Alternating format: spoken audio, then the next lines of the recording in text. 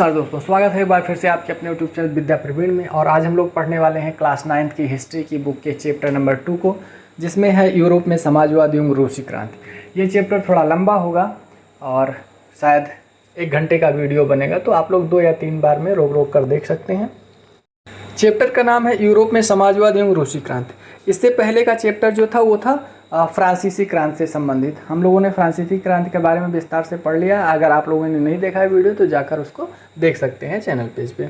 तो देखते हैं यूरोप में समाजवाद रूसी क्रांति। जो क्रांति का सिलसिला चालू है वो हमने देखा कि क्रांति का सिलसिला 1789 के फ्रांसीसी क्रांति से चालू होता है।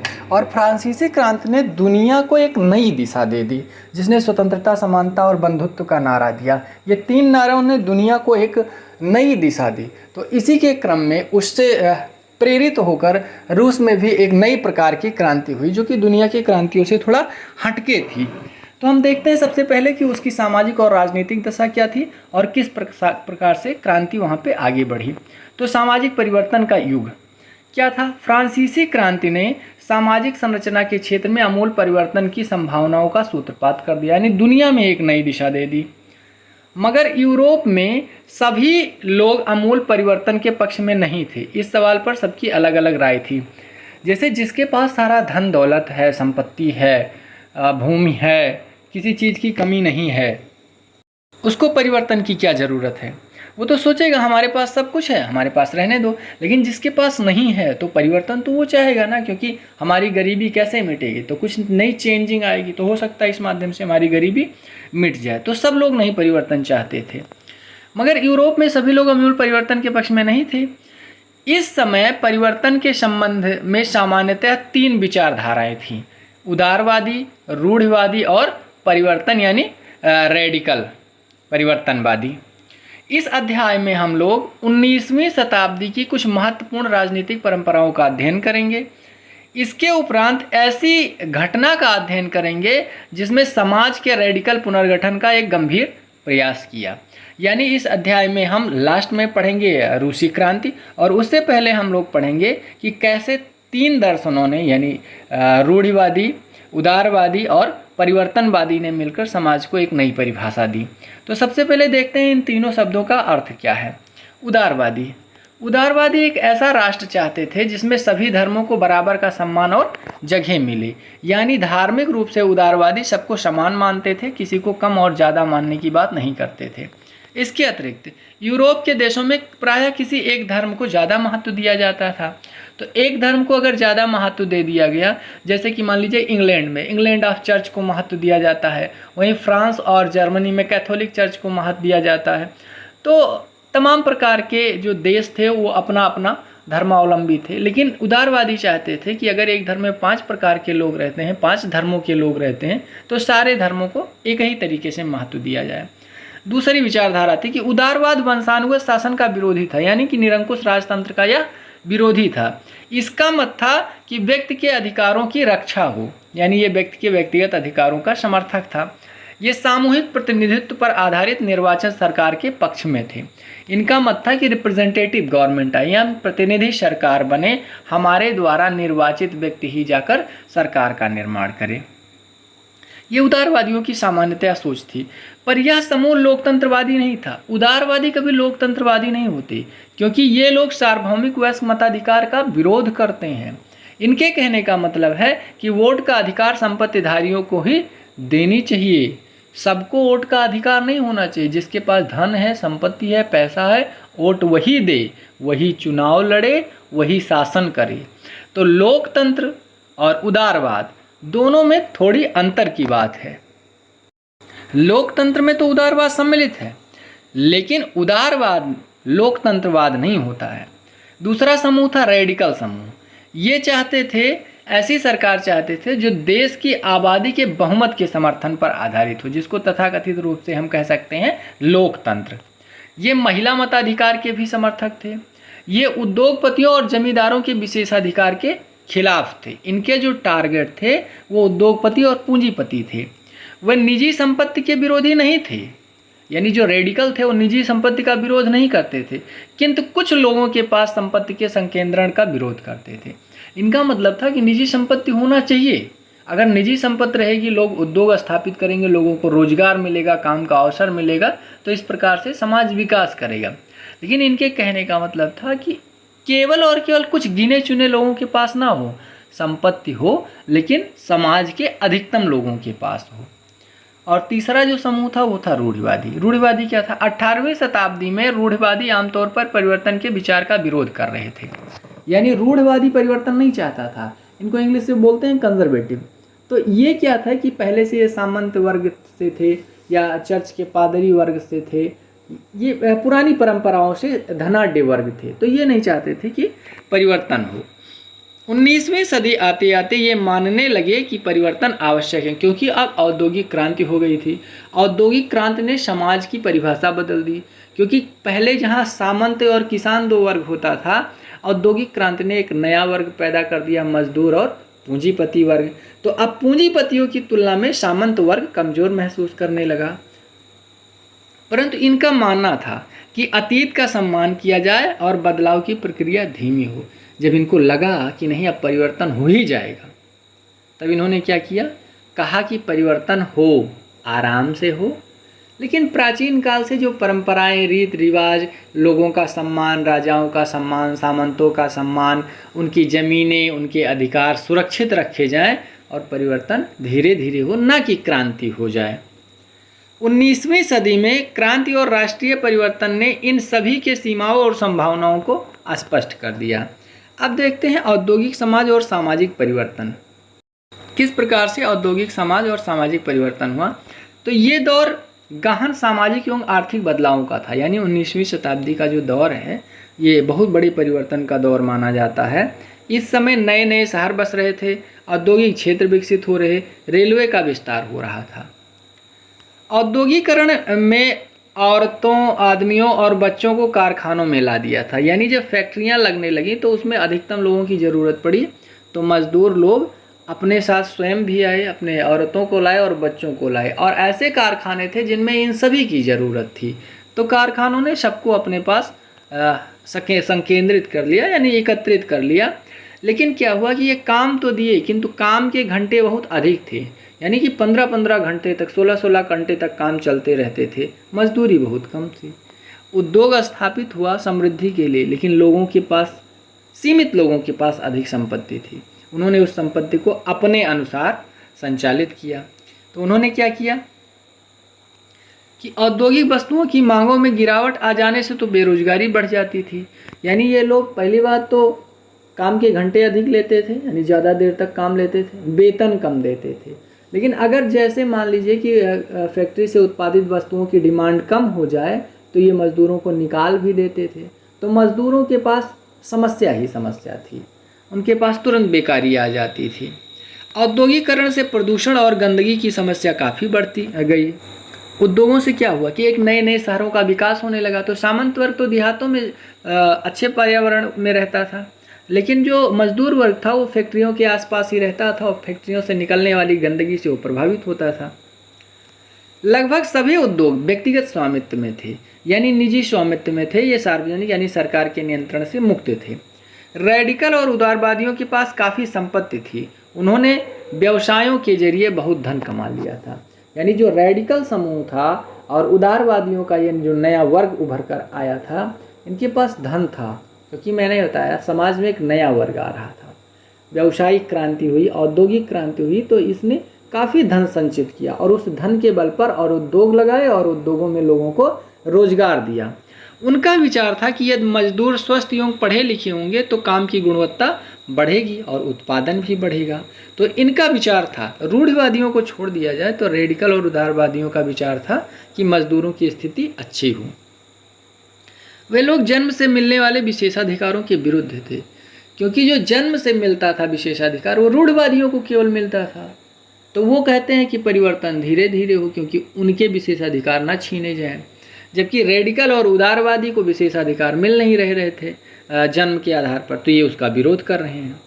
उनका विचार था कि व्यक्ति को स्वतंत्र रोजगार और काम के अवसर प्रदान किए जाएं, तभी समाज की तरक्की होगी। बात सही थी इनकी कि जब लोग काम करेंगे, जब स्वतंत्र रहेंगे, उनको रोजगार मिलेगा, तभी समाज की विकास होगा। आरंभ में काम करने वाले स्त्री पुरुष उदारवादी और रेडिकल के विचारों से उनके तरफ आकर्षित हुए। यानी इनका विचार ऐसा था कि मजदूरों के हित में था, तो मजदूर लोग इनके संगठन बनने लगे और इनके संगठन की तरफ आकर्षित होने लगे, यानी रेडिकल और उदारवादियों की तरफ। फ्रांस, इटली, जर्मनी और रूस में ऐसे लोग क्रांतिकारी हो गए और राजाओं के तख्ता पलट का प्रयास करने लगे। यानी उदारवादी चाहते थे कि विशेषाधिकार का अंत हो, रेडिकल चाहता था विशेषाधिकार का अंत हो, और जितने मजदूर थे ये भी चाहते थे कि राज सत्ता चली जाएगी, सामंतशाही चली जाएगी तो हमको अधिक अधिकार मिल जाएंगे, हमको भूमि मिल जाएगी। तो ये सब मिल कर के क्या करने लगे कि सत्ता का तख्ता पलट करने का प्रयास करने लगे। ये लोग ऐसे राष्ट्र का निर्माण करना चाहते थे जिसमें सभी को समान अधिकार मिल जाए, यानी एक तरीके से लोकतंत्र की स्थापना करना चाहते थे। सभी को बराबरी, ना कोई सामंत है, ना कोई राजा है, ना कोई पूंजीपति है। अब देखते हैं यूरोप में समाजवाद का आना। कैसे यूरोप में समाजवाद आया? तो 19वीं सदी के मध्य तक यूरोप में समाजवाद एक जाना पहचाना विचार था। इसकी तरफ बहुत लोगों का ध्यान आकर्षित हो रहा था। समाजवादी निजी संपत्ति के विरोधी थे। समाजवाद थी क्या, पहले ये जान लो कि समाजवाद निजी संपत्ति का विरोधी है। उसका कहना है संपत्ति के निजी स्वामित्व की व्यवस्था ही सारी समस्याओं की जड़ है। समाजवाद कहता है कि अर्थव्यवस्था ही समाज को दिशा देती है। तो अर्थव्यवस्था किसके नियंत्रण में होनी चाहिए, इसके बारे में वो विचार देते हैं। संपत्तिधारी व्यक्ति को सिर्फ अपने फायदे से ही मतलब रहता है। यानी अगर निजी स्वामित्व में सारी संपत्ति हो जाएगी तो हर अमीर सोचता है कि केवल मेरे धन में वृद्धि हो। ये अमीरी का जो हमारा धन है वो जिसके द्वारा उत्पादित किया गया है, जिसके मेहनत का ये फल है, उसको पूंजीपति वर्ग, अमीर वर्ग लाभ नहीं देना चाहता, उसको लाभ से वंचित रखना चाहता है। वो अपने ही फायदे की बात करता है। इसलिए हमेशा समाजवाद कहता है कि संपत्ति एक निश्चित व्यक्ति के हाथ में नहीं होनी चाहिए। इनका विश्वास था कि अगर संपत्ति पर किसी एक व्यक्ति के बजाय पूरे समाज का नियंत्रण हो तो साझा सामाजिक हितों पर ज़्यादा अच्छी तरह ध्यान दिया जाएगा। यानी कि अगर एक व्यक्ति के पास संपत्ति है तो अपने अनुसार पूरे समाज को चलाएगा, लेकिन अगर संपत्ति पे सारे लोगों का समान अधिकार दे दिया जाए तो हर व्यक्ति ये सोचेगा कि ये मेरी संपत्ति है और मेरे आने वालों के लिए ये काम आए। तो इस प्रकार से वो समाज के हित को ध्यान में रखते हुए व्यय करेगा और उसका उपयोग करेगा।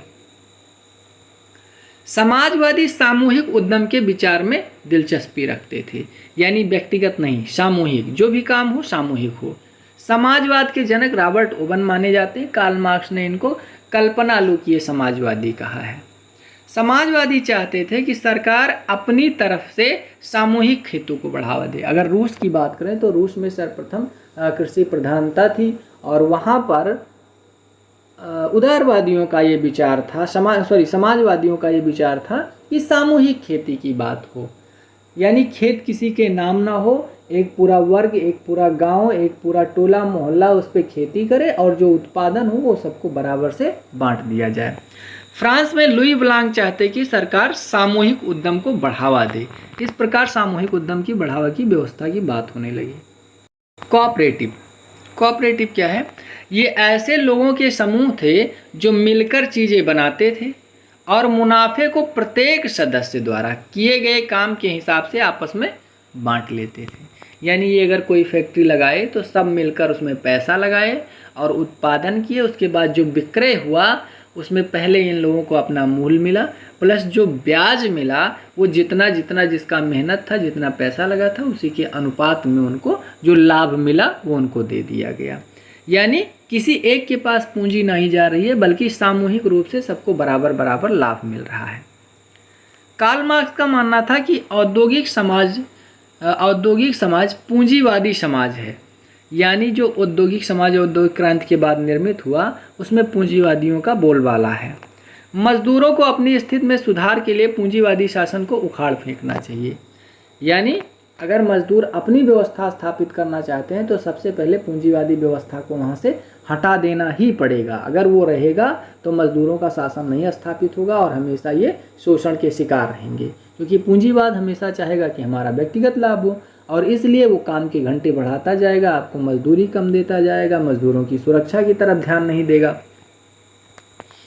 मार्क्स ने भविष्य के समाज को साम्यवादी समाज का नाम दिया है कि एक ऐसा समाज होगा भविष्य में जिसमें शासन व्यवस्था में संपत्ति पर पूरे समाज का नियंत्रण होगा, यानी किसी एक व्यक्ति का नियंत्रण ना होकर के पूरे समाज का नियंत्रण होगा। यह कार्य संघर्ष के उपरांत ही हो सकता है और मार्क्स का विश्वास था संघर्ष में मजदूरों की विजय होगी, यानी कि शासन में परिवर्तन आराम से नहीं होगा, तो पूंजीपतियों और मजदूरों में आपस में संघर्ष होगा, क्लास स्ट्रगल होगा। तो क्लास स्ट्रगल, क्लास कॉन्फ्लिक्ट के माध्यम से समाज में परिवर्तन आएगा और मार्क्स को पूरा विश्वास था क्योंकि मजदूरों की संख्या अधिक थी, पूंजीपतियों की संख्या कम थी। तो इसलिए मार्क्स का मानना था कि विजय हमेशा मजदूरों की होगी और मजदूरों के विजय के उपरांत मजदूरों का ही शासन होगा। समाजवाद के लिए समर्थन। 1870 का दशक आते आते समाजवादी विचार पूरे यूरोप में फैल चुके थे। अपने प्रयासों से समाजवादियों ने द्वितीय इंटरनेशनल के नाम से एक अंतर्राष्ट्रीय संस्था भी बना ली थी। इंग्लैंड और जर्मनी के मजदूरों ने संगठन बनाकर स्वयं सहायता कोष भी निर्मित कर लिया था। मजदूरों ने एक संगठन बनाया और उस संगठन में एक कोष का निर्माण किया कि मान लीजिए कि किसी की अगर नौकरी चली जाती है, किसी के यहाँ आकस्मिकता आ जाती है अपने मजदूर भाई के यहाँ, तो उसको हम कुछ आर्थिक सहायता प्रदान कर सकें। तो उस कोष में प्रत्येक मजदूर अपने हिस्से की कुछ धनराशि जमा करता था। ये मजदूर संगठन के माध्यम से लोग अपने काम के घंटों की कमी और मताधिकार के लिए आवाज़ उठाना चालू कर दिए थे। जर्मनी की सोशल डेमोक्रेटिक पार्टी इनकी चहेती पार्टी बन गई थी। सोशल डेमोक्रेटिक पार्टी मजदूरों की बात करने लगी थी, मजदूरों के हितों की बात करने लगी थी। 1905 तक ब्रिटेन में समाजवादियों ने अपनी एक अलग पार्टी लेबर पार्टी बना ली थी। लेबर पार्टी यानी मजदूरों की पार्टी। इन लोगों ने फ्रांस में भी सोशलिस्ट पार्टी नाम से एक अपना दल बना लिया था। इसलिए इस प्रकार हम देखते हैं कि यूरोप में लगभग हर राष्ट्र में समाजवादियों का बोलबाला बढ़ता जा रहा है और समाजवादी समाज के साथ साथ राजनीति में भी अपनी पकड़ मजबूत करना चाह रहे हैं।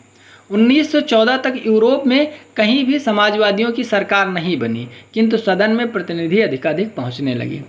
1914 तक समाजवादी शासन पर अधिकार तो नहीं कर पाए, परिवर्तन तो नहीं कर पाए, लेकिन इनके प्रतिनिधि चुन के जाने लगे, यानी विधानसभाओं में, विधान परिषदों में इनके सदस्यों की संख्या अधिकाधिक बढ़ने लगी, जिससे नीतियों के निर्माण में अपना प्रभाव बनाने लगी। यानी जो संविधान बनाया जाता था, संशोधन, जो नीतियां बनाई जाती थी, उस पर अब समाजवादियों का बल होने लगा। समाजवादियों की बातों को मानने के लिए सदन विवश हो जाता था क्योंकि उनकी संख्या अधिक थी। अब देखते हैं रूसी क्रांति। रूस की स्थिति क्या थी? रूस एक कृषि प्रधान देश था। यूरोप में औद्योगिक रूप से सबसे पिछड़ा हुआ देश रूस था और कृषि में सबसे उत्तम। यहाँ तक कि 1917 की अक्टूबर क्रांति के द्वारा रूस की सत्ता पर समाजवादियों ने कब्जा कर लिया। वहाँ क्या था? कृषि प्रधानता थी। फरवरी 1917 में राजशाही का पतन हुआ और अक्टूबर की घटना को ही हम लोग अक्टूबर क्रांति कहते हैं। वहाँ पर दो घटना हुई, एक फरवरी की घटना हुई 1917 में, उसके बाद में अक्टूबर क्रांति के द्वारा राजसत्ता का पतन कर दिया गया। लेकिन ये राजसत्ता का पतन कैसे हुआ, अक्टूबर क्रांति कैसे हुई, रूस की सामाजिक दशा कैसी थी, रूस में इतना बड़ा बदलाव आया कैसे, ये सब हम देखेंगे कि यह कैसा हुआ, रूस के सामाजिक और राजनीतिक हालात कैसे थे आदि के बारे में हम लोग इस अध्याय की इस बिंदु में हम पढ़ेंगे। तो रूसी साम्राज्य, सबसे पहले देखते हैं कि 1914 में रूस का साम्राज्य था कैसे। तो 1914 में रूस और उसके पूरे साम्राज्य पर जार निकोलस द्वितीय का शासन था। जार निकोलस द्वितीय 1914 में रूस का शासन था। इस देश में बहुजातीय बहुधार्मिक समुदाय के लोग रहते थे। रूस का जो भौगोलिक क्षेत्र था वो प्रशांत महासागर से लेकर आधे यूरोप में टच होता था, जो आज की पोलैंड है, यूक्रेन है, लिथुआनिया है, आर्मेनिया है, अजरबैजान है, ये सारे देश जो हैं वो रूस के साम्राज्य के अंतर्गत आते थे। यानी रूस का साम्राज्य तब भी विशाल था और आज भी विशाल है। अब रूस की अर्थव्यवस्था और समाज देखते हैं। रूस की लगभग 85% जनता कृषि पर निर्भर थी। यूरोप में अन्य कोई देश कृषि पर इतना निर्भर नहीं था। अगर जर्मनी या फ्रांस की बात करें या इटली की बात करें तो वहाँ पर 40% से ज़्यादा कहीं भी कृषि पर निर्भरता नहीं थी। यानी अधिकतम 40% लोग कृषि पर निर्भर थे। और अगर हम रूस की बात करें तो लगभग 85% लोग कृषि पर निर्भर थे। रूस अनाज का एक बड़ा निर्यातक देश था। अब कृषि की उपलब्धता थी, कृषि पर लोगों की निर्भरता थी, तो कृषि का काम करेगा तो कृषि से उत्पादन भी करेगा। इस प्रकार हम देखते हैं कि कृषि पर निर्भरता की वजह के कारण रूस अनाज का बड़ा निर्यातक देश बन गया। यहाँ उद्योग बहुत कम थे, यानी कृषि प्रधान देश था। सेंट पीटर्सबर्ग और मॉस्को प्रमुख औद्योगिक शहर थे। लेकिन 1890 के दशक में रूस में रेल नेटवर्क का विस्तार के समय बड़े बड़े कल कारखाने स्थापित होने लगे। अच्छा, रेल नेटवर्क विस्तारित कैसे हो रहा था? इसी समय विदेशी निवेश होना चालू हुआ और विदेशी निवेश ने कल कारखानों को स्थापित करने की मदद की। विदेशी निवेश के कारण कोयला उत्पादन में 2 गुना और स्टील उत्पादन में 4 गुना की वृद्धि हुई। अधिकतर कारखाने उद्योगपतियों के नियंत्रण में थे, यानी कारखाने निजी स्वामित्व में थे, प्राइवेट प्रॉपर्टी थी, गवर्नमेंट सेक्टर की कोई प्रॉपर्टी नहीं थी। काम के घंटे निश्चित नहीं थे, वेतन कम मिलता था। यानी जब यही है व्यक्तिगत स्वामित्व में, निजी संपत्ति में, कि वो व्यक्तियों पर सीधा नियंत्रण स्थापित करना चाहते हैं और अधिकतम लाभ अर्जित करना चाहते हैं। काम के घंटे 15-15 घंटे तक हो जाते थे। मजदूरों के रहने के लिए कमरों और डॉर्मेट्री की व्यवस्था तो की गई थी, लेकिन काम के घंटे बहुत अधिक होते थे और वेतन उनको कम मिलता था। सामाजिक स्तर पर मजदूर बटे हुए थे। जो उनके सामाजिक स्तर था, कुछ गाँव में अभी जुड़े थे और कुछ पूर्णतः शहरों में बस गए थे। यानी कुछ लोग अभी भी केवल मजदूरी करने जाते थे और उनका पैतृक निवास स्थान गांव में होता था, लेकिन कुछ लोग जाके पूर्णतः शहरों में ही बस गए और गांव को उन्होंने छोड़ दिया। धातुकर्मी मजदूरों में खुद को साहब मानते थे। जो धातु निर्माण करने वाले थे, उनके कहने का मतलब था इसमें अधिक योग्यता की ज़रूरत होती है, अधिक कौशल की ज़रूरत होती है अन्य कामों की तुलना में, तो लोग अपने आप को साहब मानते थे, श्रेष्ठ मानते थे। 1914 में फैक्ट्री मजदूरों में औरतों की संख्या 31% थी, लेकिन इन्हें पुरुषों की तुलना में कम वेतन मिलता था। यहाँ तक कि लगभग 1/3 के आसपास इनको वेतन मिलता था। आधे से कम तो साधारण सी बातें थी, लेकिन कहीं कहीं 1/3, यानी अगर 100 रुपया मजदूर पाता है तो 33 रुपया औरत पाएगी और 100 रुपया पुरुष पाएगा। कहीं कहीं जहाँ 100 रुपया पुरुष पाता है वहाँ 50 रुपया औरत पाती है। तो कुल मिला के औरतों को सेम काम के लिए ही वेतन कम मिलता था। इस दौरान मजदूरों का संगठन भी काम कर रहा था। यदि किसी मजदूर को नौकरी से निकाल दिया जाता तो मजदूर मिलकर आंदोलन करने लगते। मैंने कहा मजदूरों ने स्वयं सहायता कोष की स्थापना की थी, वो संगठन बनने चालू हो गया था। आप देखते हैं कि पार्टियां बन रही है, सोशल डेमोक्रेटिक पार्टी बन रही है, इंग्लैंड में बन रही है, फ्रांस में बन रही है। मजदूरों ने अपने आप को संगठित करने, राजनीतिक और सामाजिक रूप से बिल्कुल तत्परता दिखाई और वो जगह जगह पर जैसे कोई उद्योगपति उनके साथ, मजदूरों के साथ अभद्रता करता था, ये लोग आंदोलन करने पे उतारू हो जाते थे। 1897-98 में कपड़ा उद्योग और 1902 में धातु उद्योग में ऐसी बहुत हड़तालें हुई। जैसे कोई नौकरी से निकाल दिया जाता था, मजदूर मिलकर आंदोलन करने लगते थे, हड़ताल, फैक्ट्रियों में हड़ताल कर देते थे। तो 97-98 में 1902 में बहुत सारी हड़तालें हुई मजदूरों के हितों को लेकर। देहात की अधिकतर जमीन पर किसान खेती करते थे, किंतु जमीनों पर अधिकतम अधिकार सामंतों, राजशाही और ऑर्थोडॉक्स चर्च का था। जमीनें इन लोगों के हाथ में थी, लेकिन खेती किसान करता था। किसान धार्मिक स्वभाव के थे, लेकिन एक चीज़ था, ये सामंत और नवाबों का बिल्कुल सम्मान नहीं करते थे। धर्म को तो मानते थे, लेकिन राजा, सामंत और नवाब को नहीं मानते थे। नवाबों और सामंतों की शक्ति का स्रोत के जार के प्रति उनकी निष्ठा और सेवा थी। यानी जो अपनी ये शक्ति है, ये जनता किसे नहीं प्राप्त करते थे, ये जनता के इतने चहेते नहीं थे। ये जार यानी राजा की सेवा करते थे, उनके प्रति अपनी निष्ठा भाव रखते थे, उसी के बदले इनको कुछ भूमि और कुछ अधिकार मिलता था। रूस के किसान चाहते थे कि नवाबों की ज़मीन छीनकर किसानों के बीच बांट दी जाए, जबकि ब्रिटेन में ऐसा था कि ब्रिटेन में जब क्रांति हुई तो वहाँ पर किसानों ने, मजदूरों ने अपने सामंत वर्ग का संरक्षण किया, उनके तरफ से वो क्रांति में उतर आए। यानी वहाँ लोग नवाबों की सम्मान करते थे, सामंतों का सम्मान करते थे, लेकिन रूस में ऐसा नहीं हुआ। जहाँ ब्रिटेन में मजदूर वर्ग, किसान वर्ग अपने सामंत का बहुत बड़ा सम्मान करता था, उनकी रक्षा के लिए अपने प्राण दे देता था। वहीं रूस चाहता था, रूस के किसान चाहते थे कि रूस के सामंतों और नवाबों को गला काट दिया जाए, उनके जो संपत्ति है उसको लेकर और साधारण मजदूरों किसानों में बांट दिया जाए। बहुधा किसान लगान नहीं चुकाते थे और जमींदारों की हत्या तक कर देते थे। 1902 में दक्षिणी रूस में, 1905 में तो पूरे रूस में ऐसी घटनाएं घटित हुई। रूस में एक नई परिपाटी थी जो अन्य देशों में कहीं देखने नहीं मिलती थी। यहाँ के किसान समय समय पर अपनी सारी ज़मीन को अपने कम्यून को दे देते थे और फिर कम्यून ही पूरे परिवार की ज़रूरत के हिसाब से किसानों को ज़मीन बांटता था। यानी एक निश्चित समय तक खेती करते थे, फिर खेती जैसे आज की ग्राम सभा है उसको दे देते थे। फिर ग्राम सभा का मुखिया जैसे होता था वैसे कम्यून का मुखिया होता था, वो डिसाइड करता था कि किसके यहाँ कितने सदस्य हैं, किसको कितनी ज़मीन की आवश्यकता है, तो उस आधार पर वो ज़मीनों को फिर से बंटवारा करता था। रूस में समाजवाद, अब देखते हैं कि रूस में समाजवाद कैसे आया। 1914 से पूर्व रूस में सभी राजनीतिक पार्टियां गैर कानूनी थी, यानी राजा के सामने किसी पार्टी को मान्यता नहीं दी गई थी। मार्क्स के विचारों को मानने वाले समाजवादियों ने 1898 में Russian socialist democratic workers party का गठन किया।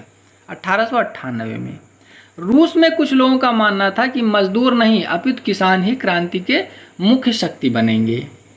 सन 1900 एडी में समाजवादियों ने सोशलिस्ट रिवोल्यूशनरी पार्टी यानी समाजवादी क्रांतिकारी पार्टी का गठन किया। यानी रूस में दो पार्टी बन रही है, एक समाजवादी लोकतांत्रिक और एक समाजवादी क्रांतिकारी। तो समाजवादी क्रांतिकारी जो पार्टी है वो 1900 में गठित होती है। इस पार्टी ने मांग रखी, क्रांतिकारी ने, कि सामंतों के कब्जे वाली ज़मीन को तुरंत किसानों को सौंप दें। यानी ये क्रांति करना चाहते थे, तुरंत परिवर्तन चाहते थे। वहीं समाजवादी लोकतांत्रिक खेमा समाजवादी क्रांतिकारी से सहमत नहीं था।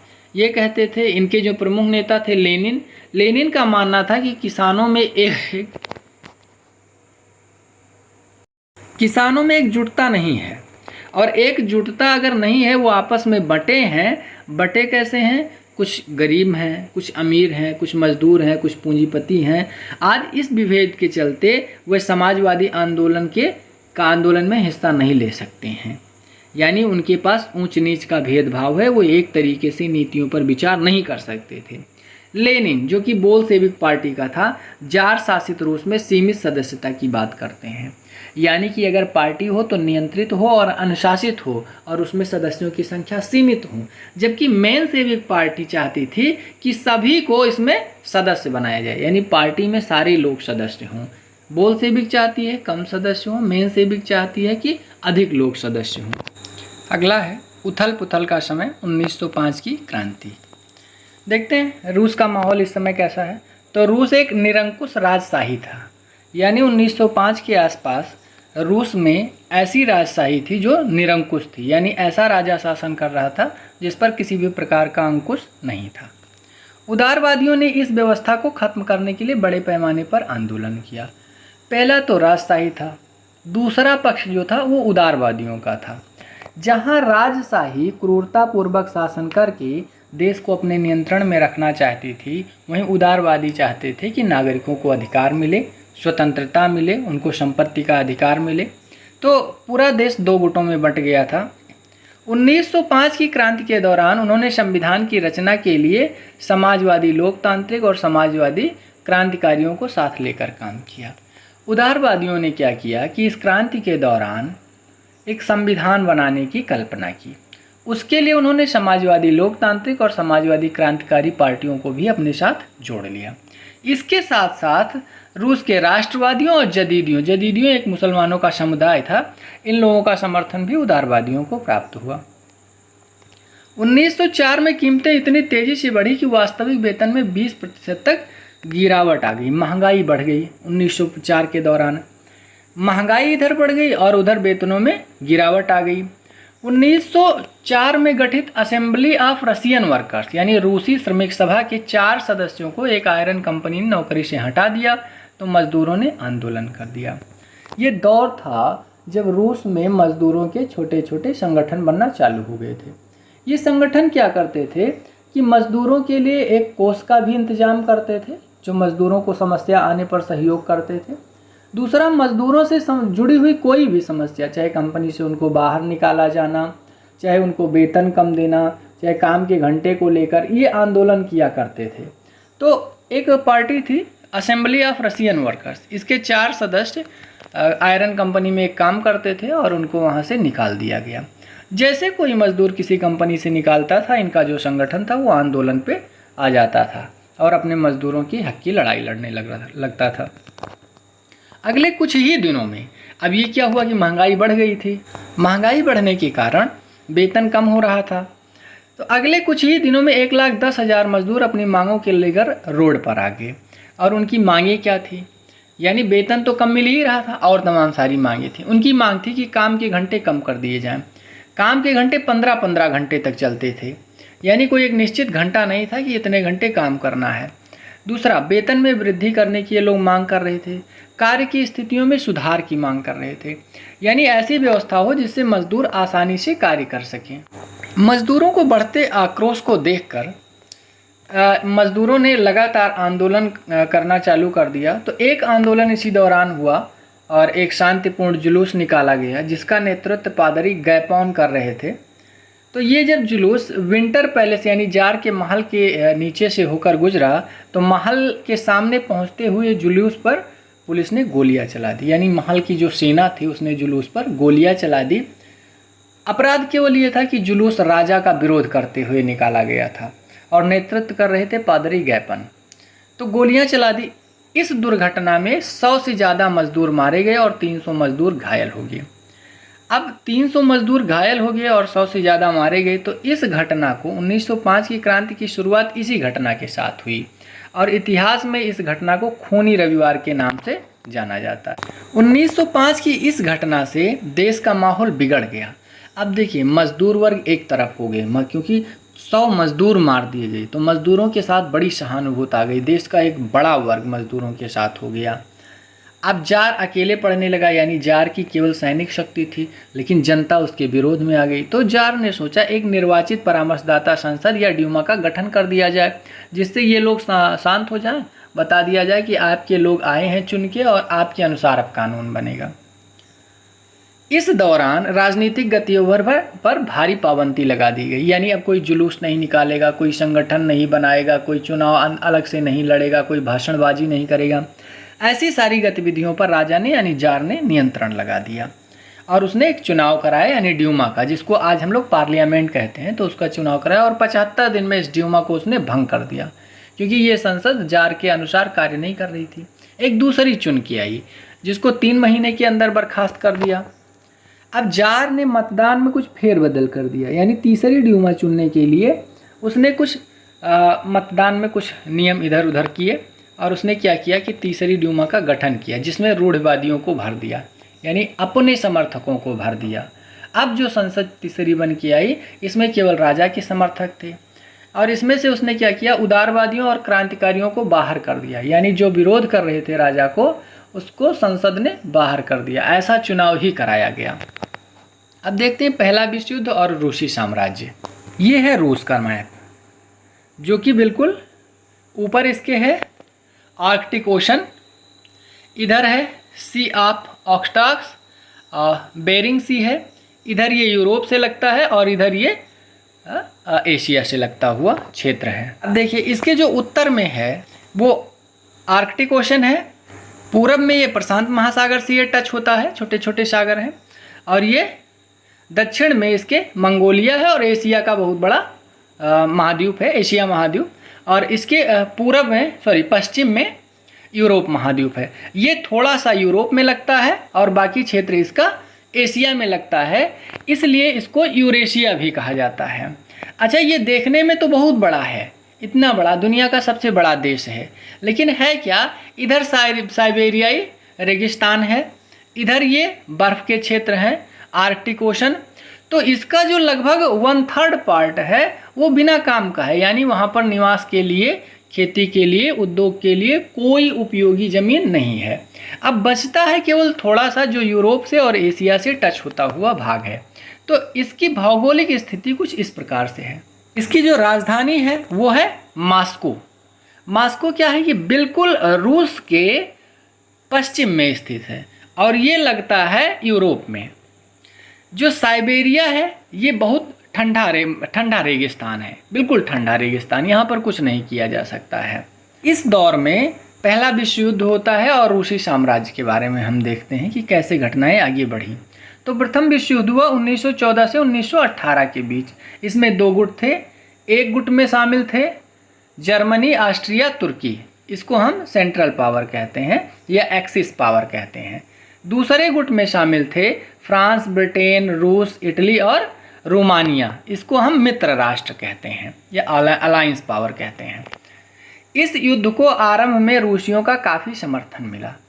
जब रूस विश्व युद्ध में कूदा तो प्रारंभ में रूस के लोगों ने बड़ा समर्थन किया, स्थानीय लोगों ने, लेकिन धीरे धीरे जो स्थिति होती गई वो बिगड़ती चली गई। युद्ध का जो विभीषिका था उसको रूस को झेलना पड़ा, स्थानीय नागरिकों को खासकर। इस दौरान जर्मन विरोधी भावनाएं बढ़ने लगीं क्योंकि जर्मनी रूस के खिलाफ लड़ रहा था और जो सेंट पीटरबर्ग नाम था वहाँ के शहर का वो एक जर्मन नाम था। लोगों ने इसका नाम बदलकर पेट्रोग्राद कर दिया, यानी सेंट पीटर्सबर्ग हटा के अब इसको पेट्रोग्राद कर दिया गया। 1914 से 16 के बीच जर्मनी और ऑस्ट्रिया में रूसी सेनाओं को भारी पराजय झेलनी पड़ी। 1917 तक 70 लाख लोग मारे जा चुके थे रूस के। एक तो ऐसे जनसंख्या कम, दूसरी 70 लाख लोग मारे जा चुके। पीछे हटती रूसी सेनाओं ने फसल नष्ट कर दी और वहाँ दुश्मन ना टिक पाए। फसलें इसलिए नष्ट कर दी ताकि अगर दुश्मन आए तो वहाँ पर उनको अनाज ना मिल पाए। घर इसलिए नष्ट कर दिए ताकि अगर दुश्मन आए तो वहाँ रहने की व्यवस्था ना मिले। लेकिन वो क्षेत्र तो अपना था, फसलें तो रूस की थी, लोग तो रूस के थे, तो इसलिए क्या हुआ कि उनकी अपनी ही आर्थिक क्षति हुई और लोग क्या हो गए, शरणार्थी बन गए। फसलों और इमारतों के विनाश ने रूस में लगभग 30 लाख लोगों को शरणार्थी बना दिया। 70 लाख मर गए, 30 लाख लोग शरणार्थी बन के रूस के आंतरिक क्षेत्रों में आ गए। सिपाही भी युद्ध से तंग आ चुके थे, अब वे लड़ना नहीं चाहते थे। ये 14 से 17 यानी 3 साल तक लगातार युद्ध हो रहा है, रूस को खासी विजय भी नहीं मिल रही है और जार के कहने पर जबरन उनको लड़ने भेजा जा रहा है। युद्ध से उद्योग पर बुरा असर पड़ा। रूस के उद्योग तो पहले ही नष्ट हो चुके थे, अब बाहर से मिलने वाली आपूर्ति भी बंद हो गई थी क्योंकि बाल्टिक सागर पर जर्मनी का कब्जा हो गया था। बाल्टिक सागर पर जर्मनी के कब्जे से उस रास्ते से रूस को मिलने वाली आपूर्ति भी बाधित हो गई और रूस में आंतरिक उद्योग भी बहुत कम थे, जो थे भी वो विश्व युद्ध के चलते खराब हो गए थे, बैठ गए थे, क्योंकि जो कामगार थे वो तो युद्ध लड़ने चले गए। तो काम करने वाला जो सेहतमंद इंसान था वो युद्ध लड़ने गया। अब जो कमज़ोर वर्ग है, जो महिलाएं वर्ग हैं, वो सारा काम नहीं कर सकती थी, तो इसलिए उद्योग नष्ट हो गए। 1916 तक आते आते रेलवे लाइनें भी टूटने लगी, यानी आंतरिक आवागमन भी बाधित हो रहा है और विदेशी जो वस्तुओं का आदान प्रदान हो रहा था वो जर्मनी के कब्जे के कारण अब वो रास्ता भी बंद हो गया। अच्छी सेहत वाले पुरुष युद्ध लड़ने चले गए, अब कामगारों की कमी पड़ने लगी जिससे उद्योग ठप हो गया।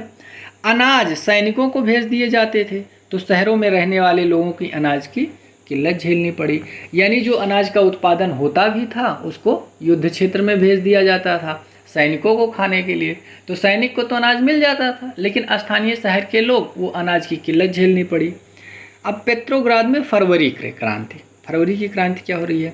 सन 1917 में पेट्रोग्राद के हालात खराब हो गए थे। इसमें हुआ क्या था, फरवरी में मजदूरों के इलाकों में खाद्य पदार्थों की भारी कमी हो गई थी। जब सारे खाद्य पदार्थ सैनिकों को भेज दिए जाएंगे तो क्या बचेगा स्थानीय लोगों के पास? एक तो भेज दिया गया, दूसरा क्या था, इस वर्ष भीषण कोहरा और बर्फबारी के कारण ठंड भी बढ़ गई थी। जब बर्फबारी ज़्यादा हो गई तो फसल भी नुकसान हो गई, गेहूं की फसल अधिक बर्फबारी के कारण नुकसान खा गई। 22 फरवरी को एक फैक्ट्री में तालाबंदी घोषित कर दी गई। फैक्ट्री में तालाबंदी यानी ताला लगा दिया गया। अगले ही दिन इन मजदूरों के समर्थन में 50 और फैक्ट्री में हड़ताल घोषित कर दी गई, क्योंकि फैक्ट्रियां सही ढंग से वेतन नहीं दे रही थी, काम के घंटे नहीं बढ़ा रही थी, इनकी स्थितियां अच्छी नहीं थी। औरतें भी हड़ताल में बढ़ चढ़कर हिस्सा ले रही थी। जो फरवरी 17 की क्रांति हुई उसमें औरतों ने बहुत आगे बढ़कर बहुत सारी हड़तालें औरतों के माध्यम से की गई। इसीलिए 22 फरवरी के दिन को अंतर्राष्ट्रीय महिला दिवस के रूप में मनाया जाता है, क्योंकि इस दिन कई आंदोलन केवल महिलाओं के नेतृत्व में हुए। इन मजदूरों ने राजधानी को घेर लिया, किंतु पुलिस ने इन्हें वहाँ से हटा दिया। यानी जो मजदूर थे वो राजधानी को घेर लिए, लेकिन पुलिस कार्रवाई से वहाँ से भाग गए। 24 व 25 तारीख को लोग फिर वहाँ जमा हुए, एकत्र हो गए। 25 फरवरी को सरकार ने ड्यूमा को भंग कर दिया, यानी जो तीसरी ड्यूमा थी उसको भी सरकार ने अब भंग कर दिया। 26 लाख एकत्र हुए और 26 को लोग एकत्र हुए और 27 को पुलिस मुख्यालय पर हमला बोल दिया गया।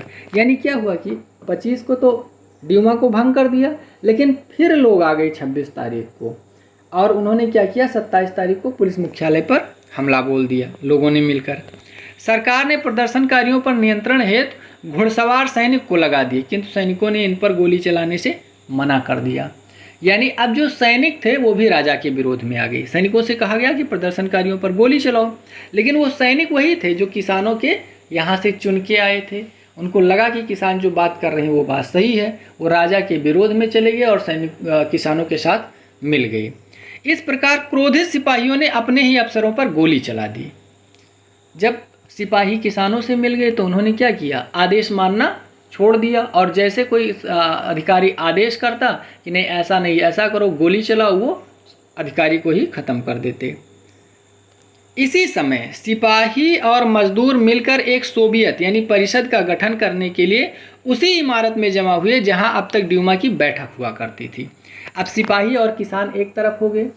अब कौन कौन एक तरफ है, उदारवादी हैं, समाजवादी लोकतांत्रिक हैं, समाजवादी क्रांतिकारी हैं, दादरी हैं, राष्ट्रवादी हैं, जदीदी हैं, राष्ट्रवादी हैं, सिपाही भी हैं और पूरा मजदूर वर्ग है एक तरफ। अब इसने मिलकर एक ड्यूमा का गठन किया, यानी सोवियत का गठन कर लिया, और वहीं पर बैठे जहां पहले पार्लियामेंट बैठा करती थी।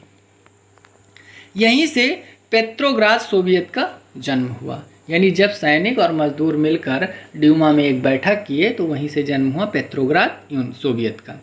अगले दिन एक प्रतिनिधिमंडल जार से मिलने गया, यानी राजा से मिलने गया एक प्रतिनिधिमंडल। सैनिक कमांडरों ने जार को गद्दी छोड़ने की सलाह दी। जार ने सलाह मानते हुए 2 मार्च को गद्दी छोड़ दी। यानी सैनिक कमांडरों ने कहा कि अब धीरे से गद्दी छोड़ के खसक लो, नहीं तो अपने सैनिक भी चले गए, जनता भी तुम्हारे विरोध में है, कब तुम्हारा कत्लेआम कर दे कुछ पता नहीं है। राजा बात को समझ गया और 2 मार्च को वो गद्दी छोड़कर हट गया। सोवियत और ड्यूमा के नेताओं ने देश का शासन चलाने के लिए अंतरिम सरकार बनाई। जो ड्यूमा तीसरी ड्यूमा भंग की गई थी वो, और जो सिपाही और मजदूर ये मिले थे, इन तीनों ने मिलकर एक अंतरिम सरकार का निर्माण किया कि अब ये सरकार देश को चलाएगी। तय हुआ कि एक संविधान सभा होगी जो सार्वभौमिक वयस्क मताधिकार के आस पर चुनी जाएगी और वही भविष्य के बारे में फैसला लेगी। तीनों ने, ड्यूमा ने, सैनिकों ने और मजदूरों ने मिलकर ये तय किया कि एक चुनाव होगा जो सार्वभौमिक वयस्क मताधिकार, यानी हर वो वयस्क वोट देने का अधिकारी होगा जो रूस का नागरिक होगा, और उसके द्वारा चुनकर जब संविधान सभा आएगी वही संविधान बनाएगी, वही रूस के भविष्य के बारे में फैसला करेगी। ये सब में तय हुआ, समझौता हुआ। फरवरी के बाद क्या हुआ, ये तो 22 फरवरी की घटना है, 27 फरवरी के बाद की। 2 मार्च को जब राजा गद्दी छोड़ा उसके बाद की घटना यह है। अंतरिम सरकार में सैनिक अधिकारी, भूस्वामी और उद्योगपति प्रभावशाली थे। क्यों? क्योंकि जो ड्यूमा बनी थी उसमें भी बड़े वर्ग के लोग ही जाते थे। कुछ जो उच्च वर्ग के थे वही लोग अपने आप को बुद्धिमान समझते थे। मजदूर वर्ग तो केवल आंदोलन करते थे, नेतृत्व तो कोई ना कोई उसी में से बड़ा निकल के आता था। तो जो अंतरिम सरकार बनी उसमें सैनिक अधिकारी, भूस्वामी और उद्योगपति अपना प्रमुख स्थान बना के रखे। अप्रैल 1917 में बोल्शेविकों के निर्वासित नेता व्लादिमीर लेनिन रूस आ गए। लेनिन को राजशाही ने देश निकाल दिया था। अब उन्होंने देखा कि माहौल सही है तो वो वापस रूस आ गए। लेनिन ने क्या कहा? लेनिन ने कहा युद्ध समाप्त किया जाए, सारी जमीन किसानों के हवाले कर दी जाए। यानी जो राजा के हवाले थी या जमींदारों या सामंतों के पास ज़मीनें थी वो किसानों के हवाले कर दी जाए। बैंकों का राष्ट्रीयकरण किया जाए, यानी युद्ध समाप्त हो, ज़मीनें किसानों के पास जाएं, बैंक का राष्ट्रीयकरण कर दिया जाए। इसे लेनिन की अप्रैल थीसिस के नाम से जाना जाता है। अप्रैल थीसिस में क्या था? युद्ध समाप्त करने की बात की गई, जमीनों को किसानों को देने की बात की गई और बैंकों का राष्ट्रीयकरण करने की बात की गई। किसके द्वारा? लेनिन के। लेनिन की एक और मांग थी। लेनिन ने कहा जो बोल्शेविक पार्टी है इसका नाम कम्युनिस्ट पार्टी कर दिया जाए, बोल्शेविकों का। इस दौरान ट्रेड यूनियनों की संख्या बढ़ने लगी, यानी जब क्रांति मजदूरों की क्रांति बढ़ने लगी तो मजदूरों ने अपना संगठन बनाना चालू कर दिया और रूसी साम्राज्य के कोने कोने में और यहाँ तक कि रूस के बाहर भी मजदूरों ने अपना संगठन बनाना चालू कर दिया। इन ट्रेड यूनियनों का काम क्या था कि मजदूरों से होने वाली समस्याओं के सामने आंदोलन खड़ी करना। तो जून में लगभग 500 सोवियतों ने अधिक रूसी सोवियत कांग्रेस में अपने प्रतिनिधि भेजे। इन कार्यवाहियों से अंतरिम सरकार की ताकत कम होने लगी और बोल्शेविकों का प्रभाव बढ़ने लगा। अब अंतरिम सरकार जिसमें सैनिक अधिकारी थे, भूस्वामी थे, उद्योगपति थे, जब लेनिन वापस आ गए तो इनके प्रभाव से अंतरिम सरकार का प्रभाव कम होने लगा, क्योंकि अब बोल्शेविकों का प्रभाव बढ़ने लगा। सामाजिक क्रांतिकारियों में से प्रेरणा और प्रोत्साहन लेते हुए जुलाई से सितंबर के बीच किसानों ने बहुत सारी ज़मीनों पर कब्जा कर लिया। सामाजिक क्रांतिकारी यानी बोल्शेविक पार्टी, बोल्शेविक पार्टी को साधारणतया समाजवादी क्रांतिकारी के नाम से जाना जाता है। तो क्रांतिकारियों का जो नेता था वो लेनिन था। लेनिन ने आदेश दे दिया तो किसानों ने ज़मीन पर कब्जा कर लिया। अब देखते हैं अक्टूबर में क्या हुआ। अक्टूबर 1917 की क्रांति। बोल्शेविक और अंतरिम सरकार के बीच लगातार तनाव बढ़ता जा रहा था। जो अंतरिम सरकार थी वो सोच रही थी सामंतों के पास ज़मीनें रहें, जो व्यवस्था है अधिकतम उनको आरक्षण दिया जाए, सामंतों को, जमींदारों को, अधिकारियों को। लेकिन बोल्शेविक नेता लेनिन चाह रहा था कि नहीं, ये सब हटा दिया जाए और सबको बराबरी का दर्जा दिया जाए। तो 16 अक्टूबर 1917 को लेनिन ने पेट्रोग्राद सोवियत और बोल्शेविक पार्टी को सत्ता पर कब्जा करने के लिए राजी कर लिया। यानी कि अब बोल्शेविक पार्टी जिसका नेतृत्व लेनिन कर रहा था उसने कहा अब सत्ता पर कब्जा होना चाहिए। सत्ता पर कब्जा हेतु लियान ट्रटस्की के नेतृत्व में एक सैनिक क्रांतिकारी समिति का गठन किया, यानी ट्रटस्की के नेतृत्व में एक सेना का गठन किया। 24 अक्टूबर को विद्रोह शुरू हुआ। उसी दिन अरोरा नामक युद्धपोत ने विंटर पैलेस पर बमबारी शुरू कर दी। अब बमबारी विंटर पैलेस पर कई तरफ से होने लगी, कई युद्धपोत और इसके सहयोग में आ गए। शाम होते होते पूरा शहर क्रांतिकारियों के नियंत्रण में हो गया और मंत्रियों ने आत्मसमर्पण कर दिया। अब बोल्शेविकों ने क्या किया? राजधानी पर कब्जा कर लिया। दिसंबर तक मॉस्को पेट्रोग्राद इलाकों पर बोल्शेविकों का नियंत्रण हो गया, यानी पूरे देश पर अब समाजवादी क्रांतिकारियों का नियंत्रण हो गया, मजदूरों का नियंत्रण हो गया। अगला है अक्टूबर के बाद क्या बदला। तो देखते हैं, बोल्शेविक निजी संपत्ति के खिलाफ थे। बोल्शेविकों का मानना था कि जो बड़े बड़े धनाढ्य लोग बहुत सारी संपत्ति अकेले लेकर बैठे हैं वो गलत बात है, वो उनके पास है और कुछ मजदूर भूखों मर रहे हैं, तो इस संपत्ति को सार्वजनिक कर दिया जाए और सबको बराबर बराबर हिस्सा दे दिया जाए। ज़्यादातर उद्योगों और बैंकों का नवंबर 1917 में ही राष्ट्रीयकरण किया जा चुका था, यानी उसको सार्वजनिक कर दिया गया, सरकारी घोषित कर दिया गया। जमीनों को सामाजिक संपत्ति घोषित कर दिया गया था। किसानों को सामंतों की जमीन पर कब्जा करने की खुली छूट दे दी गई थी। अब मजदूरों वाली बात हो रही थी, यहाँ पर लगातार मजदूरों के लिए काम किए जा रहे थे, खुली छूट दे दी गई, जाओ आराम से सामंतों की ज़मीनों पर कब्जा कर लो, कोई दिक्कत नहीं है। शहरों के बड़े मकानों को बोल्शेविकों ने अपने कब्जे में लेकर ज़रूरतमंदों को बांट दिया। जो बड़े बड़े धनाढ्य लोगों के मकान थे उनमें से उनके लिए थोड़ा सा छोड़ के बाकी को अपने कब्जे में कर लिया और उस मकान को मज़दूरों में बांट दिया। जैसे 3 मंजिले का मकान है तो 1 मंजिला जिसका मकान है उसके लिए छोड़ दिया गया और 2 मंजिला इन्होंने कब्जा कर लिया बोल्शेविकों ने और उसको मजदूरों वर्ग में ज़रूरतमंदों के हिसाब से उनको बांट दिया गया। यानी मकानों पर लोगों का कब्जा हो गया, ज़मीनों पर लोगों का कब्जा हो गया।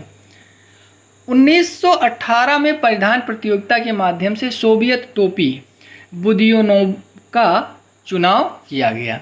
यानी अब इन्होंने क्या किया, अपना परिधान भी बदल लिया बोल्शेविकों ने और नई ड्रेस, नई टोपी का चलन चालू कर लिया।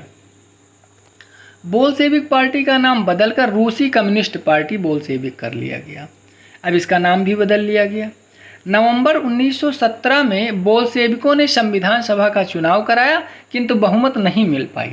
संविधान सभा का चुनाव कराया था कि हमारे लोग आएंगे और उसके हिसाब से संविधान बनाया जाएगा, लेकिन इनकी बहुमत नहीं मिल पाई संविधान सभा में। जनवरी 1918 में बोल्शेविकों का प्रस्ताव खारिज कर दिया तो लेनिन ने असेंबली भंग कर दी, क्योंकि लेनिन अब पावरफुल हो गया था। तो जैसे प्रस्ताव लेनिन का खारिज किया गया, उसने असेंबली को भंग कर दिया। असेंबली कौन थी? असेंबली बनाई गई थी कॉन्स्टिट्यूशन असेंबली, जो कि ड्यूमा मिलकर, सैनिक, मजदूर, ये लोग मिलकर निर्मित किए थे। अखिल रूसी सोवियत कांग्रेस को अब देश की संसद का दर्जा दे दिया गया, यानी लेनिन अब सर्वे सर्वा हो गया और उसने अब अखिल रूसी सोवियत कांग्रेस को देश की संसद मान लिया, यानी ड्यूमा मान लिया। रूस एक दलीय राजनीतिक व्यवस्था वाला देश बन गया। वो दल कौन था? Communist Party of Russia. Trade यूनियनों पर पार्टी का नियंत्रण हो गया, जो मजदूर संघ थे उस पर पार्टी का नियंत्रण हो गया। गुप्तचर पुलिस बोल्शेविकों की आलोचना करने वालों को दंड देने लगी। अब जैसे जार ने निरंकुशतापूर्ण शासन किया था, ठीक उसी प्रकार से लेनिन ने निरंकुशतापूर्ण शासन करना चालू किया। जो भी बोल्शेविक दल के व्यक्तियों को उनकी विचारधारा की आलोचना करता था या बुराई करता था या खिलाफ जाता था या बोल्शेविकों के खिलाफ विद्रोह करने की कोशिश करता था, उसके खिलाफ गुप्तचर पुलिस कठोर कार्रवाई करते हुए उसको दंड भी देती थी। गृह युद्ध। गृह युद्ध कैसे हो गया? जब बोल्शेविकों ने जमीन के पुनर्वितरण का आदेश दे दिया तो रूसी सेना टूटने लगी। रूसी सेना टूटने क्यों लगी? क्योंकि रूस की जो सेना थी वो किसानों से मिलकर बनी थी। ज़्यादातर किसान के ही बेटे सेना में थे, ज़्यादातर सिपाही किसान थे, अतः वे घर लौटना आरंभ कर दिए। घर क्यों? क्योंकि घर पे तो ज़मीन लूटी जा रही है, यहाँ वो बैठ के क्या करेंगे? घर जाएंगे, 4 बीघा ज़मीनें लूट लेंगे। तो इसलिए वो सेना से निकलकर और घर की तरफ भागने लगे। गैर बोल्शेविकों ने इस विद्रोह की निंदा की। अब भाई जिसकी ज़मीन लूटी जा रही हो तो उसको बुरा लगेगा ही, तो उन्होंने इसको निंदित किया और बुराई करना चालू कर दिया। 1918 और 1919 में रूसी साम्राज्य के ज़्यादातर हिस्सों पर सामाजिक क्रांतिकारी यानी ग्रीन्स और जार समर्थकों का ही नियंत्रण रहा, व्हाइट्स का नियंत्रण रहा। उन्हें फ्रांसीसी, अमेरिकी, ब्रिटिश और जापानी टुकड़ियों का भी समर्थन मिल रहा था। ये सभी शक्तियाँ रूस में समाजवाद को फैलने से रोकना चाहती थीं। देखिए, जार का जो था समाजवादी क्रांतिकारियों यानी ग्रीन्स का और जार समर्थकों का नियंत्रण था। अभी पूरा नियंत्रण बोल्शेविकों का नहीं हो पाया था और रूसी सम्राट का जो प्रभाव था वो इतना था कि उसका समर्थन फ्रांस, अमेरिका, ब्रिटेन और जापान आदि भी कर रहे थे। तत्कालीन समय में 2 विचारधाराएं चल रही थी, एक थी पूंजीवादी और एक थी समाजवादी विचारधारा। तो जो पूंजीवादी विचारधारा थी दुनिया में पूंजीवाद का प्रभाव बढ़ाना चाहती थी और उसका नेतृत्व कर रहा था अमेरिका। जार भी समझ रहा था कि अगर हम ऐसी बातें करेंगे तो ठीक रहेगा, क्योंकि और लेनिन चाह रहा था कि दुनिया में समाजवाद का प्रसार हो। तो लेनिन के खिलाफ दुनिया के कई देश खड़े हो गए और जार का समर्थन करने लगे। ये सभी सोचते थे कि रूस में समाजवाद ना फैले और समाजवाद को रोक दिया जाए। जनवरी 1920 तक भूतपूर्व रूसी साम्राज्य के ज़्यादातर हिस्सों पर बोल्शेविकों का नियंत्रण कायम हो गया, लेकिन इतना होने के बावजूद भी बोल्शेविक अपना प्रभाव बढ़ाते चले गए और अधिकतर हिस्सों पर कायम हो गया इनका कब्जा। मध्य एशिया स्थित खीवा में बोल्शेविकों ने स्थानीय राष्ट्रवादियों का बड़े पैमाने पर कत्लेआम कर दिया। अच्छा, बोल्शेविकों की क्या मंशा थी किसी को समझ में नहीं आ रहा था। शुरू में राष्ट्रवादी क्या थे? इनके साथ थे, मजदूरों के साथ थे, इनके अनुसार संविधान बनाने की बात कर रहे थे, लेकिन स्थानीय राष्ट्रवादियों को खीवा नामक स्थान पर इन लोगों ने कत्लेआम कर दिया। इसलिए और अस्पष्ट हो गया कि बोल्शेविकों का उद्देश्य क्या है। समाजवादी समाज का निर्माण। अगला है समाजवादी समाज का निर्माण। कैसे कर रहे हैं? गृह युद्ध के दौरान बोल्शेविकों ने उद्योगों और बैंकों का राष्ट्रीयकरण जारी रखा। गृह युद्ध हो रहा था, एक तरफ बोल्शेविक पार्टी थी, एक तरफ जारशाही समर्थक थे और इनके मध्य गृह युद्ध चल रहा था। गृह युद्ध का दौर चला 18 से 20 तक, यानी 1918 से 1920 तक गृह युद्ध चला। गृह युद्ध के उपरांत क्या हुआ? समाजवादी समाज का निर्माण हुआ। गृह युद्ध के दौरान बोल्शेविकों ने उद्योगों और बैंकों का राष्ट्रीयकरण जारी रखा। किसानों को उस जमीन पर खेती करने की छूट दे दी गई जिसका सामाजिकरण किया जा चुका था। यानी जो ज़मीनें भी लूट में मिली थी और सरकार के अंडर में थी। शासन के लिए केंद्रीकृत नियोजन की व्यवस्था लागू की गई, यानी अब केवल सेंटर से शासन हुआ, कोई सामंत कोई प्रांतीय शासक नहीं होगा। अर्थव्यवस्था को सुचारू रूप से चलाने के लिए पंचवर्षीय योजनाएं बनाना चालू किया गया, यानी पंचवर्षीय कार्यक्रम के तहत देश की अर्थव्यवस्था को सुधारा जाएगा। 2 पंचवर्षीय योजनाओं 1927 से 32 और 33 से 38 के दौरान औद्योगिक विकास को बढ़ावा देने के लिए सरकार ने सभी तरह की कीमतें स्थिर कर दी। यानी कि सरकार ने क्या कहा है कि जितनी भी वस्तुएं हैं उनकी कीमतें स्थिर कर दी जाएं और निर्देशित की जाए कि ये वस्तु इतने ही मूल्य पर बिकेंगी। इससे अर्थव्यवस्था को काफ़ी गति मिली, यानी वस्तुएं स्थिर हो गई, उनके मूल्य स्थिर हो गए तो अर्थव्यवस्था को थोड़ी गति मिली। किंतु अधिक कार्य होने के कारण कार्य स्थिति खराब होने लगी। अब क्या था, सरकार के नियंत्रण में कार्य होता, खेती भी सरकार के नियंत्रण, उद्योग भी सरकार के नियंत्रण में, सेना भी सरकार के नियंत्रण में, तो सरकार दबाव डला के काम करवाती थी। इससे कार्य की स्थितियों में बड़ी अव्यवस्था आ गई। इस दौरान पहले ही साल में 550 बार काम रुका। रिहायशी क्वार्टरों में जाड़ों में शौचालय जाने के लिए 40 डिग्री यानी -40 डिग्री के तापमान पर चौथी मंजिल से उतरकर सड़क को पार दौड़कर वो लोग शौचालय जाते थे। यानी कि इतनी अव्यवस्था थी कि 4 मंजिल पर बैठा व्यक्ति -40 डिग्री टेम्परेचर पे उतरता था, सड़क को पार करता था, तब शौचालय जाता था। यानी नहाने खाने शौचालय आदि की उचित व्यवस्था नहीं थी, न रहने के लिए उचित व्यवस्था थी। एक विस्तारित, लेकिन इसके बावजूद भी क्या है, एक विस्तारित शिक्षा व्यवस्था विकसित की गई और फैक्ट्री कामगारों एवं किसानों को विश्वविद्यालय में दाखिले दिलाने के लिए खास इंतजाम किए गए। समाजवादी शासन में ये व्यवस्था की गई, उत्तम स्वास्थ्य की व्यवस्था, अच्छी शिक्षा की व्यवस्था, सबको रोजगार की व्यवस्था, ये समाजवादी शासन में किया गया। महिला कामगारों के लिए, बच्चों के लिए फैक्ट्रियों में बालवाड़ियाँ खोल दी गई, यानी महिलाओं की सुरक्षा, उनके बच्चों के रहने के लिए, खेलने के लिए बालवाड़ियाँ बनाई गई। सस्ती स्वास्थ्य सेवा उपलब्ध कराई गई। मजदूरों के लिए रिहायशी भवन बनाए गए। यानी काम तो सामूहिक हो रहा था, अच्छा हो रहा था, किसी को बहुत ज़्यादा बढ़ने की सपोर्ट नहीं था, बहुत ज़्यादा कोई नहीं बढ़ सकता था, लेकिन कोई गरीब भी नहीं रह गया था। सरकार सबको बराबर से सहायता करती थी। स्टालिन और सामूहिकीकरण। लेनिन के बाद पार्टी का नेतृत्व स्टालिन ने संभाला। लेनिन का उत्तराधिकारी स्टालिन बन के आया। 1927 से 28 के आसपास रूस के कई शहरों में अनाज का भारी संकट पैदा हो गया। सरकार ने अनाज की कीमतें तय कर दी, इससे किसान नाराज हो गए। हुआ क्या कि सरकार ने कहा कि भाई जैसे गेहूं है, चावल है, तो ये 20 रुपये किलो बिकेगा। अब किसान नाराज हो गया, क्योंकि किसान सोच रहा था कि अगर कीमतें तय ना हो तो हमारा गेहूं, हमारा चावल 50 रुपये किलो तक बिक सकता है, लेकिन सरकार के द्वारा तय किए गए दाम पर हमको बेचना पड़ रहा है, जबकि हो सकता है कि इससे हमारी भर्ती ही ना निकले। 1928 में पार्टी के सदस्यों ने अनाज उत्पादक केंद्रों का दौरा किया। उन्होंने किसानों से जबरन अनाज खरीदा।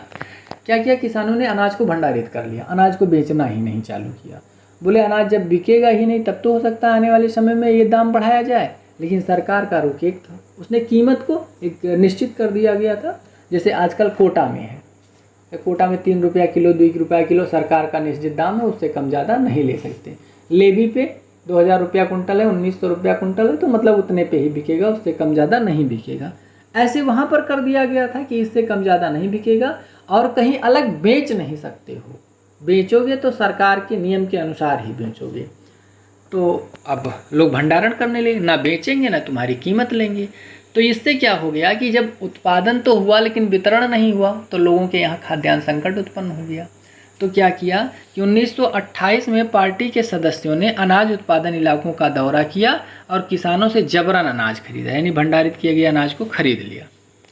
रूस में संपन्न किसानों को कुलक कहा जाता था। इसके अनेक ठिकानों पर छापे मारे गए। हुआ क्या कि जो बड़े बड़े किसान थे वो अनाजों को गोडाउन में अपने भर दिए थे, संरक्षित कर लिए थे, तो उनके ठिकानों पर छापे मार के अनाज निकाले गए। अनाज की समस्याओं के अस्थायी समाधान के लिए सामूहिकीकरण कार्यक्रम शुरू हुआ। यानी अनाज उत्पादन का काम अब क्या होगा, व्यक्तिगत नहीं होगा, सामूहिक होगा। 1929 में पार्टी ने सभी किसानों को सामूहिक खेतों में काम करने के आदेश जारी कर दिए। यानी अब किसी एक का खेत नहीं होगा, 1000 बीघा खेत होगा, उस पर पूरा गांव काम करेगा। और सारे किसान सामूहिक खेतों में काम करते थे और मुनाफे को सामूहिक रूप से वितरित कर दिया जाता था। कोई ये नहीं कहेगा कि हमारा खेत है, सब साथ में काम करो, सब उत्पादन करो, जब विक्रय हो जो नफ़ा है उसको सब बराबर बराबर से बांट दिया जाए। सामूहिक खेती कार्यक्रम से गुस्साए किसानों ने सरकार का विरोध किया और अपने जानवरों को खत्म करने लगी। होता क्या था, रोटी तो सबको मिलती थी, लेकिन गधे भी उतने धनाढ़ थे और घोड़े भी उतने धनाढ़ थे। यानी जो ज़्यादा काम करता था उसको भी उतने मिलता था, जो कम काम करता था उसको भी उतने। अब किसान गुस्सा गए और उन्होंने क्या किया, अपने जानवरों को ख़त्म करना चालू कर दिया। 1929 से 31 के बीच जानवरों की संख्या लगभग 1/3 तक खत्म हो गई, यानी जानवरों को खत्म कर दिया गया। किसानों के विरोध को दबाया गया और यहाँ तक कि किसानों को देश निर्वासित तक की सज़ा दी गई। किसान जो बोलसेविकों का विरोध करते थे, हम अनाज नहीं बेचेंगे, हम तुम्हारे सामूहिक खेती कार्यक्रम में नहीं सम्मिलित होंगे, उनको दंड दिया जाता था और यहाँ तक देश से भी निकाल दिया जाता था। सामूहिकीकरण के बावजूद उत्पादन में वृद्धि नहीं हुई। अपितु 1930 से 33 की खराब फसल के बाद सोवियत इतिहास का सबसे बड़ा अकाल पड़ा, जिसमें 40 लाख से ज़्यादा लोग मारे गए। यानी सामूहिक जो खेती हो रही थी उससे बहुत ज़्यादा लाभ नहीं हुआ, अपितु अकाल पड़ गए। और अकाल कैसे पड़ा, लगभग 40 लाख लोग मारे गए। समाजवाद का विरोध करने के जुर्म में 1939 तक आते आते 20 लाख से ज़्यादा लोगों को या तो जेल में डाल दिया गया और या तो श्रम शिविरों में भेज दिया गया। यानी कोई विरोध नहीं कर सकता था देश में, बिल्कुल कट्टरवाद था इनका। इस प्रकार समाजवाद की आलोचना करने वालों को स्टालिन ने कड़ी से कड़ी सजा दी, यहाँ तक कि कुछ लोगों को मार भी दिया गया। यानी जो स्टालिन का या लेनिन का या समाजवाद का विरोध करता था या पार्टी का, उसको बहुत कड़ी सजा दी जाती थी। रूसी क्रांति और सोवियत संघ का वैश्विक प्रभाव, यानी रूसी क्रांति कैसे घटित हुई और इसका दुनिया में प्रभाव क्या पड़ा। तो बोल्शेविकों का शासन व्यवस्था से यूरोप की समाजवादी पार्टियां बहुत सहमत नहीं थीं। जैसे समाजवादी पार्टी यूरोप में भी थी और रूस में भी थी, लेकिन दोनों आपस में सहमत नहीं थी। जो यूरोप की समाजवादी पार्टी थी वो क्रूरता पर नहीं आधारित थी, वो एक पार्टी की बात नहीं करती थी। रूस के प्रभाव से बहुत सारे देशों में कम्युनिस्ट पार्टियों का गठन किया गया जैसे इंग्लैंड में communist Party of great Britain की स्थापना हुई, भारत में कम्युनिस्ट पार्टी ऑफ इंडिया की स्थापना हुई, इसे दुनिया में बहुत जगह कम्युनिस्ट पार्टियों की स्थापना हुई। जब दूसरा विश्व युद्ध आरंभ हुआ तब तक समाजवाद को रूस के वजह से वैश्विक पहचान मिल चुकी थी। दूसरे विश्व युद्ध में समाजवाद दुनिया के कोने कोने में पहुंच चुका था और उसका कारक कौन था, रूस। 50 के दशक तक देश के भीतर और बाहर लोग समझने लगे थे कि सोवियत संघ में सब कुछ ठीक नहीं चल रहा है, क्योंकि इसने कहा था कि हम समाजवाद लाएंगे और फिर इसने निरंकुश व्यवस्था ला दी। एक पिछड़ा हुआ देश महाशक्ति बन चुका था। हुआ क्या, जनता को अधिकार नहीं दिए गए, राजा को अधिकार दिया गया, राजा जितना चाहता था उतना टैक्स वसूल लेता था। तो देश तो धनी हो रहा था, लेकिन व्यक्ति अधिकारों से वंचित हो रहा था। उसके उद्योग और खेती विकसित हो चुके थे और गरीबों को भोजन मिल रहा था, अमीर नहीं हो रहे थे, भोजन मिल रहा था। किंतु नागरिकों को आवश्यक स्वतंत्रता नहीं मिली थी। जो आदेश सरकार का होता था वो करना पड़ता था उनको। विकास परियोजनाओं को कठोरता पूर्वक लागू किया गया था। यानी सामूहिक खेती में अगर आप मजदूरी करने नहीं जाओगे, काम नहीं करने जाओगे, तुमको देश निकाल दिया जाएगा। ज़्यादा करोगे तो तुम्हें जान से मार दिया जाएगा।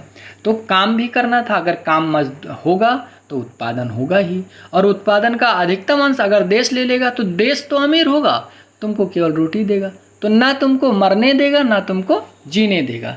तो इस प्रकार से रूस तो अमीर होता जा रहा था, लेकिन वहाँ के नागरिकों को बहुत अधिकार और स्वतंत्रता नहीं थी। हालांकि रूस के लोग अभी भी समाजवाद के आदर्शों का सम्मान करते थे, समाजवाद को आज भी वो मानते थे। भारत में भी एम.एन. राय ने 1924 में कम्युनिस्ट पार्टी ऑफ इंडिया की स्थापना की। भारत में भी कम्युनिस्ट पार्टी का प्रभाव पड़ा। रूस में क्या हुआ कि रूस में इतना कुछ होने के बावजूद समाजवाद को लोगों ने मान्यता दी। उन्होंने कहा कि सबसे बढ़िया तो ये है कि कम से कम जार की व्यवस्था तो नहीं है, शासक की व्यवस्था तो नहीं है। तो इस प्रकार रूसी साम्राज्य में समाजवाद की व्यवस्था लागू हुई। अब इसका दुनिया में प्रसार कैसे हुआ, दुनिया में देखते हैं तो भारत में भी इसका प्रसार हुआ। भारत में एम एन राय के सौजन्य से कम्युनिस्ट पार्टी ऑफ इंडिया की स्थापना हुई। नेहरू और टैगोर भी रूसी समाजवाद से प्रभावित थे और इसकी बात किया करते थे, और भारत में भी समाजवाद लाने का कहीं ना कहीं कारण रूस ही था। कमिंटर्न का गठन लगातार किया जा रहा था। कमिंटर्न का मतलब होता है कम्युनिस्ट इंटरनेशनल। यह पार्टी की अंतर्राष्ट्रीय संस्था थी। इसका गठन 1919 में हुआ था। गृह युद्ध 1918 से 1920 तक चला। किसके मध्य? बोल्शेविकों के मध्य और जारशाही के मध्य। 1898 में रशियन सोशल डेमोक्रेटिक पार्टी की स्थापना की गई। पोप ग्रेगोरियन कैलेंडर के अनुसार फरवरी क्रांति 12 मार्च को और अक्टूबर क्रांति 7 नवंबर को संपन्न हुई, क्योंकि जो ये फरवरी क्रांति कही जाती है जूलियन कैलेंडर के अनुसार कही जाती है फरवरी क्रांति, जबकि अगर ग्रेगोरियन कैलेंडर के हिसाब से देखा जाए तो ये घटना घटित होती है फरवरी वाली मार्च में और अक्टूबर वाली नवंबर में, यानी 1 महीना आगे हो जाता है ग्रेगोरियन कैलेंडर। ये क्रांति जूलियन कैलेंडर के आधार पर नामित थी, यानी जूलियन कैलेंडर के आधार पर ये फरवरी क्रांति या अक्टूबर क्रांति कही गई है। रूस ने बाद में ग्रेगोरियन कैलेंडर को अपना लिया। पहले तो उसने कैसा कैलेंडर? उसने जूलियन कैलेंडर को अपना रखा था, लेकिन बाद में उसने ग्रेगोरियन कैलेंडर को अपना लिया। सोवियत का था। यह रूस की एक स्थानीय स्वशासी संस्था थी, जैसे अपने यहाँ स्थानीय स्वशासन है, पंचायती राज। तो आज के लिए इतना ही। आपको हमारा वीडियो कैसा लगा कमेंट बॉक्स में लिख के ज़रूर बताइएगा। जब हम ये हिस्ट्री का चैप्टर पढ़ा देंगे तो इसका क्वेश्चन आंसर भी करेंगे। आप लोग हमारे चैनल पर लगातार बने रहिएगा। आज के लिए इतना ही। धन्यवाद।